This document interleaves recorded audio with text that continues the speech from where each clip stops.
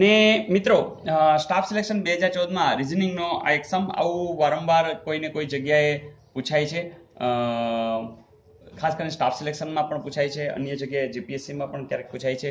તો આ રીઝનિંગમાં શું કરવાનું હોય? જો તમે લોકો વેન આકૃતિ બરોબર જાણો છો ને, બસ વેન આકૃતિનો સીધો ઉપયોગ છે.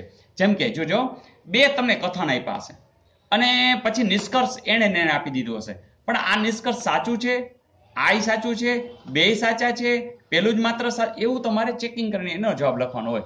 જેમ કે જો કથન 1 અને કથન 2 ને બરોબર સમજશું કે બધા કાગડા પક્ષી છે, એટલે તમારે આકૃતિ દોરવાની. બધા એટલે ધારો કે બધા કાગડા, એ બધાય કાગડા છે, એ શું છે?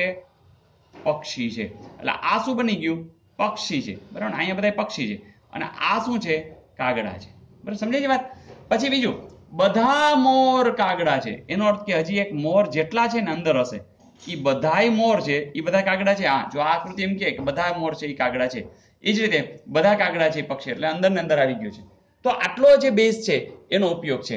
ચાલો, તો આ આપણી આકૃતિ ફાઇનલ થઈ. હવે નિષ્કર્ષ ઉપર જોઈએ. ચાલો, બધા મોર લા ઈ પક્ષી છે. હા, બરોબર છે, આ અંદર છે તો એને પક્ષી તો કહી શકાશે, એટલે આ વાત કેવી થઈ? સાચી.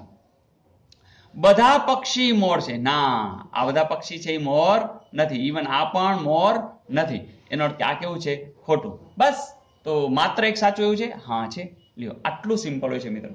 આ સમજાણી વાત. પણ મિત્રો ઘણી વખત તો આ તો થોડુંક સમજાય એવું છે, નહીં તો આખી જુદી જ વાત કરે કે એમ વાંચે કે બધા કાગડા છે એ ટેબલ છે, લ્યો, આવી કંઈક વાત કરે તો તમે અટવાઈ નહીં જવાનું, તમારે એના શબ્દોને જોઈ અને માત્ર ગણવાનું. તો આની પણ પ્રેક્ટિસ જરૂર કરજો, તો વેન આકૃતિને સમજાશે તો વાંધો નહીં આવે. જ્યારે બધા એમ કે ને કે આ છે, ત્યારે અંદર મૂકી દો. એમ કે થોડાક છે, આના નાના થોડાક છે, તો આવું મૂકવાનું.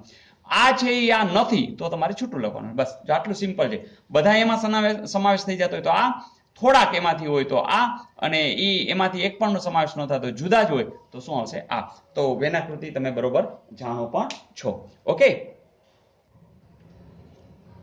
ને મિત્રો એક પ્રશ્ન આવો પણ છે કે અરીસામાં કેવું પ્રતિબિંબ હશે?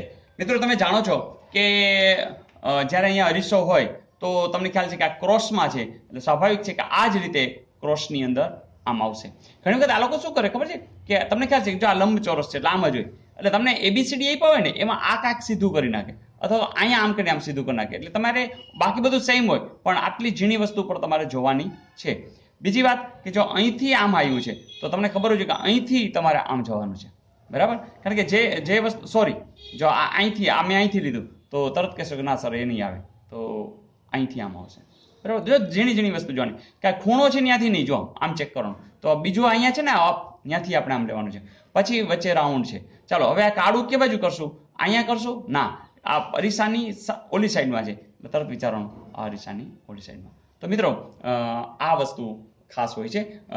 અહીંયા મેં તમને કીધું એમ કે ક્યારેક આ લોકો આ રીતે આમ કરી નાખે, અથવા તો લાઇનિંગ જુદી કરી નાખે, આવા બધા કંઈક ફેરફારો હોય છે. તો નાની ઝીણી બાબતો ધ્યાન રાખશો તો અરીસાના પ્રતિબિંબ બરોબર આવડશે. અચ્છા, ધારો કે આ જ પ્રતિબિંબ તમારે નદીમાં જોતું હોય તો નદીમાં પ્રતિબિંબ પણ તમને મળી શકે. કેવી રીતના? તો આ જ વસ્તુ આમ બની જશે, આમ આવશે, આમ આવશે, આમ આવશે, અને પછી આ છે એ અહીંથી ચાલુ થાય છે, એટલે આમ આવશે, આમ આવશે અને આમ આવશે. તો આ જ સમજો તમને નદીના પ્રતિબિંબ મૂકવું હોય તો આ જવાબ આવે, અને અરીસાનું પ્રતિબિંબ કીધું હોય તો આ જવાબ આવે. તો મિત્રો મજા આવી.